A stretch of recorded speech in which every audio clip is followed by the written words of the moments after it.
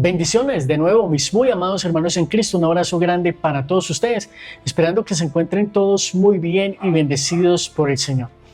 Nuevamente, pasando por YouTube, me encontré con este video en el que Santiago Alarcón está hablando con un hermano no católico y que de alguna manera está presentando unas preguntas que me parece a mí muy buena la posición de Santiago. Santiago, por favor, he tratado de comunicarme contigo, de dejarte algún mensaje para que nos pongamos en contacto y hacer algunas cosas juntos, pero bueno, pues por ahora no se han dado las cosas. Entonces, viendo que tus videos están en internet, pues me tomo el permiso, la atribución, con buena intención, para de alguna manera complementar un poco lo que está pasando en este video tuyo, pero que quiero poner en contexto a las personas de lo que está sucediendo para que de alguna manera podamos comprender qué es lo que vamos a comentar a continuación. Así es que vamos a escuchar. Entiendo. Bueno, entonces dando vuelta a la página de eso, obviamente no te voy a poder hacer entender mi punto, no pasa nada. Dando vuelta la página, ¿hay alguna otra cosa que quieras discutir respecto a la Biblia? ¿Alguna idea que quieras defender? Bueno, lo que siempre tú dices de Mateo 16, 18. Ajá, Mateo 16, 18. Vamos a ese pasaje, dale. ¿Qué es lo que yo siempre digo en Mateo 16, 18? Bueno, que ahí está fundamentado que Pedro es el primer papa, ¿verdad? Eso básicamente es eso lo que fundamentas. ¿En qué momento yo dije que en Mateo 16, 18 está fundamentado que Pedro es el primer papa? ¿Bajo qué circunstancias? Bueno, tú estás aquí, tú mismo dilo en todo caso. Si estoy equivocado, corrígeme. Bueno, ahora, Carlito, con todo respeto, yo te presento una falacia, o sea, dejo al descubierto una falacia que vos estás empleando contra mí, una falacia de hombre de paja, porque no es un argumento que yo haya empleado de la forma en la que vos me lo estás presentando. Entonces, el que ahora está cometiendo falacias sos vos. Pero no, ¿tú no crees que Pedro fue el primer papa? Sí, claro. Ok, entonces, ¿dónde está mi falacia? Bueno, acá hay una segunda falacia, que porque yo creo que Pedro es el primer papa, entonces debo utilizar el argumento tal y como vos me lo has planteado. Esa es una segunda falacia en menos de un minuto, Carlito. Lo que te estoy diciendo es que tú crees que Pedro es el primer papa. Así es. Amén. Okay, entonces, como lo enseña la Biblia. ¿En dónde lo fundamentas entonces eso? Bueno, es un conjunto de pasajes que son presentados de diversas formas para justificar la idea que sostengo. Bueno, yendo puntualmente a Mateo, ¿cómo? Un conjunto de pasajes que incluye Mateo 16, 18 o no incluye Mateo 16? Sí, claro que lo incluye, claro. Entonces no dije ninguna falacia, ¿te das cuenta? Ok. Yo lo voy a dejar ahí. Si ustedes quieren, les dejo un enlace al video para que ustedes lo puedan ver completo. Dura 30 minutos nomás y puedan sacar sus conclusiones de lo que se está hablando allí. Vuelvo y repito, es muy importante tener en cuenta el contexto de que Santiago está hablando que para comprender el papado o el primado de Pedro es importante tener en cuenta varios textos en un contexto especial que nos está dando la Sagrada Escritura para poder comprender eso, y eso es de lo que les voy a hablar a continuación de una manera ordenada y bien expuesta para que lo podamos comprender.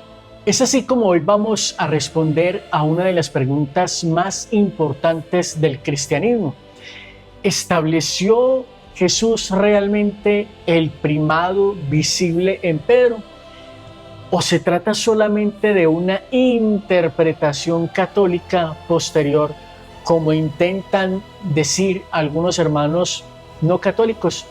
Vamos a verlo entonces paso a paso, desde la misma cultura judía, la Sagrada Escritura, los mismos evangelios, los Hechos de los Apóstoles, los padres apostólicos o primeros padres de la iglesia, cotejando también las principales objeciones protestantes.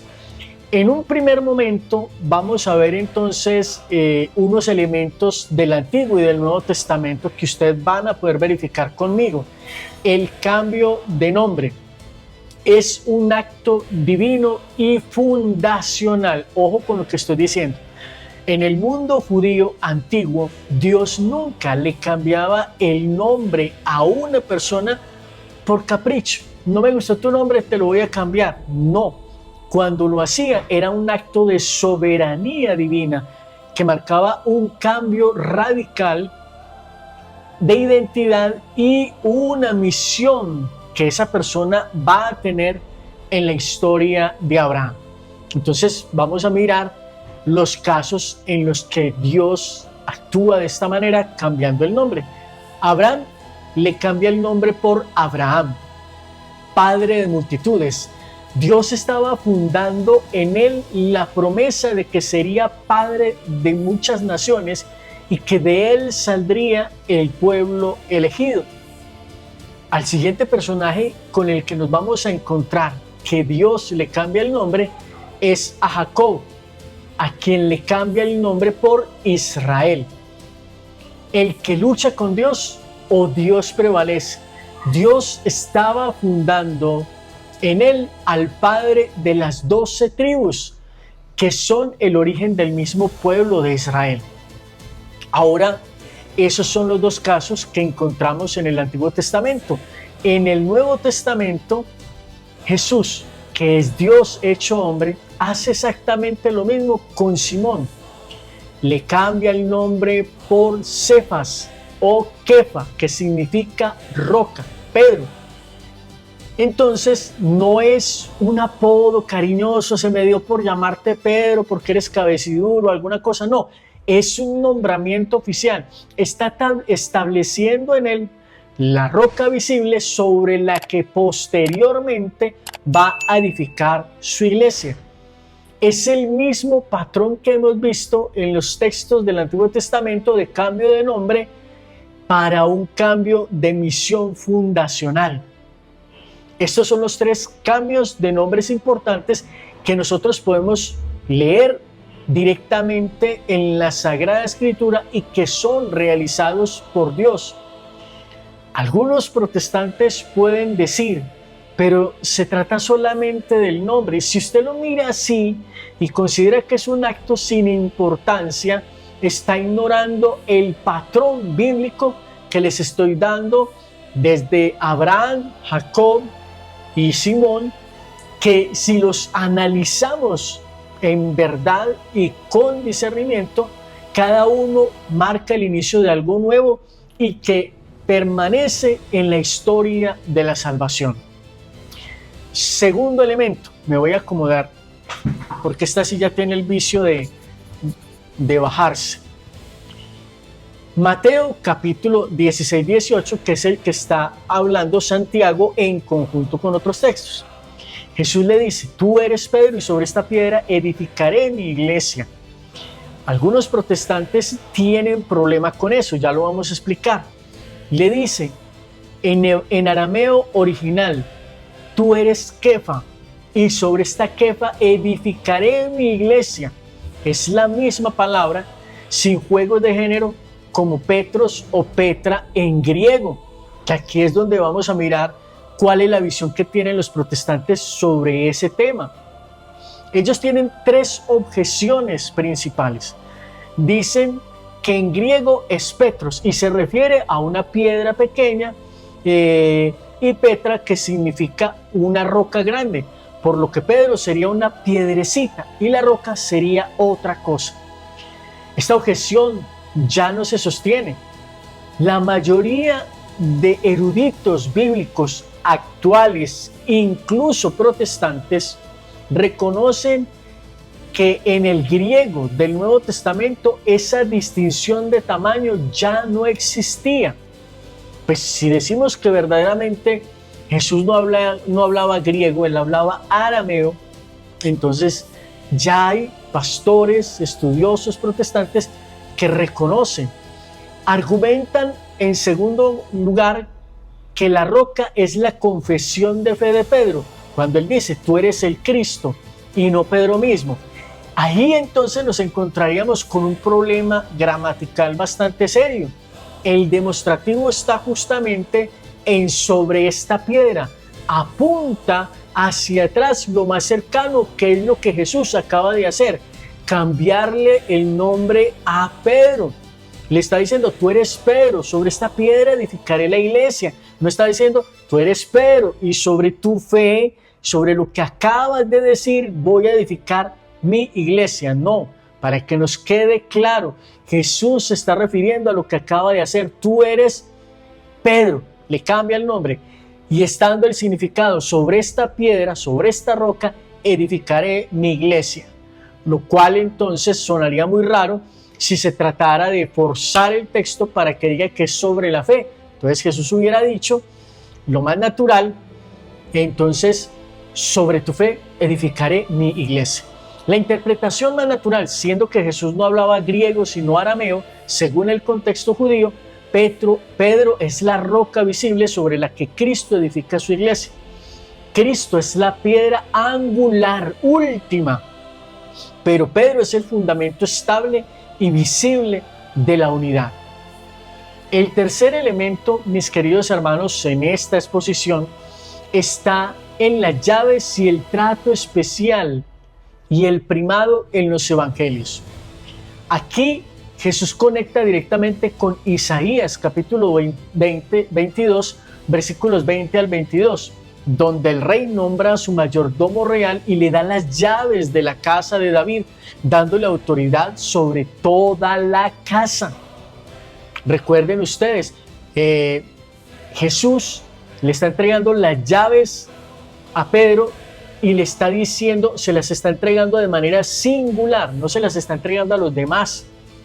Entonces, para que nosotros comprendamos sobre este punto, muchas veces los protestantes dicen, no, es que Jesús le dio autoridad a todos los discípulos. Es verdad que les dio autoridad para predicar, para enseñar, para perdonar pecados, pero al único que le entregó las llaves es a Pedro, no a los demás discípulos.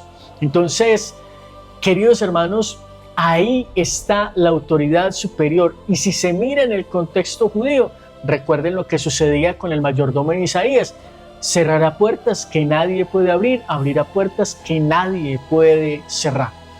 Para comprender esto verdaderamente hay que tener humildad, sencillez y comprender el contexto del primado de Pedro, los cuales vamos a ver también a continuación. Entonces no estamos hablando solamente de Mateo 16, 18, hay otros textos que vamos a ver. A lo largo de los evangelios vemos un trato especial y constante hacia Pedro. Jesús lo lleva junto con Santiago y Juan a momentos únicos que los demás no viven. La transfiguración, la resurrección de la hija de Jairo, la oración en el huerto de Getsemaní, cuando todos los discípulos quedan más atrás, se traen más acá a Pedro, a Santiago y a Juan, que son parte del círculo más íntimo de Jesús. Además, en los evangelios, Pedro actúa constantemente como el portavoz de sus compañeros. Cuando Jesús le pregunta a la gente, ¿quién dice la gente que soy yo? Pues entonces los discípulos están respondiendo, unos que Elías, otro que resucitó Juan, etcétera, etcétera. Pero cuando Jesús le pregunta a los discípulos, ¿y ustedes quién dicen que soy yo? No responden todos, responde Pedro por los demás.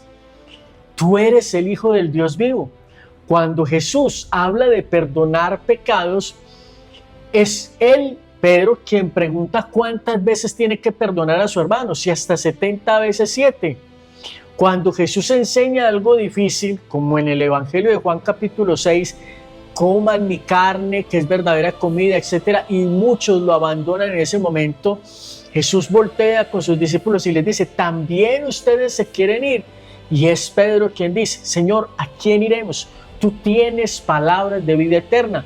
Entonces aquí estamos nosotros comprobando que Pedro habla en nombre de los demás de manera natural y repetida en varias ocasiones. Y hay algo muy significativo, cada vez que los evangelios dan la lista de los apóstoles siempre encabezan con Pedro. Mateo incluso dice explícitamente, mírenme labios, explícitamente, estos son los nombres de los 12 apóstoles. Primero Simón, llamado Pedro, Mateo 10:2. Usa la palabra protos en su expresión, que indica primacía, y no está hablando de orden cronológico con respecto al llamado de Jesús, porque Pedro no es el primer discípulo al que Jesús llama. Lucas capítulo 22 y Juan 21, que ayudan a entender más todavía el contexto, el complemento a su primacía sobre los demás discípulos. Jesús refuerza estos dos momentos claves. En Lucas capítulo 22, versículos 31 al 32, le dice Jesús a Simón: Simón, Simón, Satanás ha pedido zarandearlos como al trigo, pero yo he rogado por ti para que tu fe no desfallezca, y tú, cuando te hayas convertido, confirma a tus hermanos. Y está orando específicamente por Pedro, no por los demás de forma similar, en este caso específico. Entonces, sí, los discípulos tienen autoridad, pero es a Pedro a quien Jesús le está diciendo estas cosas. Después de la resurrección, en el capítulo 21 de Juan, versículos 15 al 17, cuando Jesús está sanando el corazón de Pedro, le pregunta 3 veces: Pedro, ¿me amas? Y ante su respuesta le dice: apacienta mis corderos, apacienta mis ovejas. En el contexto judío, apacienta mis ovejas tenía un peso enorme. El pastor no solamente está encargado de alimentar a las ovejas, sino que las guía en el camino, las protege, las reúne, y tenía plena autoridad sobre el rebaño. Entregarle a Pedro el cuidado de todo el rebaño de Cristo significa ponerlo como pastor principal de toda la iglesia. Dentro del contexto judío, si tú lees bien el libro de los Hechos de los Apóstoles, mi querido hermano, te vas a dar cuenta que Pedro no pastoreaba ovejas, enseñaba a los hombres por encargo de Jesús. Quinto elemento para discernir la iglesia primitiva en Hechos de los Apóstoles. Allí hay una clave muy importante para entender la figura de Pedro también. Pedro, cuando está actuando, actúa como cabeza, y esa forma de actuar no fue casual. Y la iglesia primitiva entendió esto perfectamente, el rol de Pedro. En Pentecostés, por ejemplo, es Pedro quien se pone en pie con los 11 y habla en nombre de todos. ¿Qué decíamos ahorita en los evangelios? Ahorita también lo está haciendo en Hechos de los Apóstoles. Es Pedro quien ejerce autoridad en el fraude de Ananías y Zafira. Es Pedro quien va a tener la visión posteriormente para abrir las puertas a los gentiles. Dios se le manifiesta a él en una visión: mata y come, Señor, lejos de mí comer cosas impuras, no declares impuro lo que yo he purificado. Entonces, luego explica la decisión ante los demás apóstoles de abrir la iglesia a los gentiles. En el primer concilio de Jerusalén, Pedro se levanta con autoridad y toda la asamblea guarda silencio. Pedro no está consultando, Pedro está liderando. Sexto elemento para entender el primado de Pedro: los padres apostólicos y Clemente de Roma. Esta comprensión no fue una invención posterior. Ya hacia el año 96, apenas 30 años después de la muerte de los apóstoles, Clemente de Roma, que fue el cuarto sucesor de Pedro y según la tradición fue ordenado por el mismo San Pedro, escribió una carta fuerte a la iglesia de Corinto, corrigiendo graves problemas internos. Y aunque Corinto no era su diócesis, lo más impresionante es que los corintios aceptaron su autoridad y su carta se leía públicamente en muchas iglesias. ¿La carta de quién? De San Clemente de Roma. Este es uno de los testimonios más antiguos del primado de la iglesia de Roma. San Ignacio de Antioquía saluda a la iglesia de Roma como la que preside en la caridad a las demás iglesias. También nos vamos a encontrar a San Irineo de León, que afirma que todas las iglesias deben de estar de acuerdo con la iglesia de Roma a causa de su primacía más excelente. Vamos a responder otro elemento, porque algunos hermanos todavía dicen, pero es que Jesús se fue, quedaron los discípulos, pero cuando murieron los discípulos todo se acabó. No, Jesús tiene que dejar una figura visible, porque Él está dejando a los discípulos para que evangelicen. Si con la ida de Cristo lo que va a quedar de autoridad no está en los discípulos, ¿qué sentido tiene que los forme y los mande a evangelizar? Jesús sabía que iba a subir al cielo. Una iglesia visible, formada por seres humanos de carne y hueso, necesita una cabeza visible para mantener la unidad. Los protestantes son quienes interpretan mal la Escritura y se atreven a decir, es que el Espíritu Santo y la Biblia son suficientes para guiar en la verdad a la iglesia. Queridos hermanos, los frutos hablan por sí solos. Jesús le ha dicho a la gente cuando les enseñaba, un árbol bueno no da frutos malos, un árbol malo no da frutos buenos, por sus frutos los conoceréis. Y sin una autoridad invisible, sin una autoridad visible que resuelva las disputas, las diferencias en forma definitiva, la fragmentación es inevitable. Hoy se estima que hay alrededor de más de 60.000 denominaciones cristianas distintas. Todas leen la misma Biblia, todas dicen que el Espíritu Santo las está guiando, pero no se ponen de acuerdo en algunos temas básicos.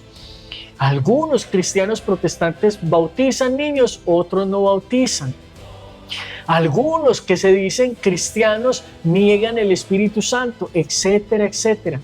Entonces, eso destruye la unidad que Jesús pidió en Juan, en el Evangelio de Juan.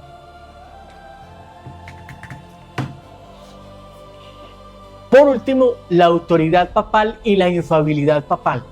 Es cierto que todos los apóstoles recibieron el poder para atar y desatar en Mateo 18, pero Pedro es quien recibe algo único, las llaves del reino y el encargo de confirmar a sus hermanos y apacentar a todo el rebaño. Todos tienen autoridad, pero Pedro tiene el primado. En cuanto a la infalibilidad papal, esto no significa que el Papa sea un hombre perfecto o impecable. Es una protección muy limitada. Solo cuando como pastor y maestro supremo de toda la iglesia define solemnemente una doctrina de fe o moral para que la crea toda la iglesia, el Espíritu Santo lo asiste para que no pueda enseñar con error. Los protestantes rechazan esto porque choca con la idea de solo Biblia que ellos tienen, que solo la Biblia es infalible. Pero entonces caen en un problema práctico de que quien interpreta la Biblia de forma autorizada y definitiva.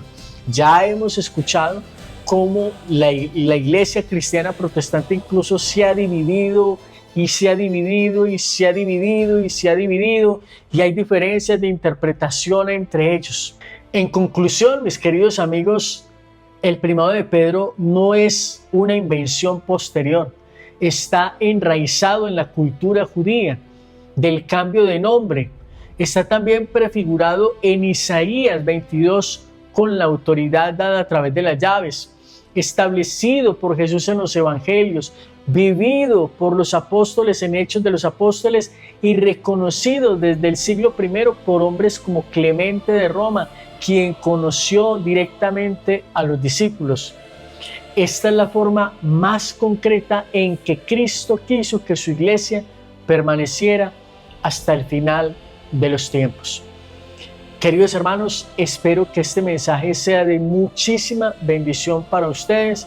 Un abrazo grande para mi hermano Santiago Alarcón del canal de Apologética.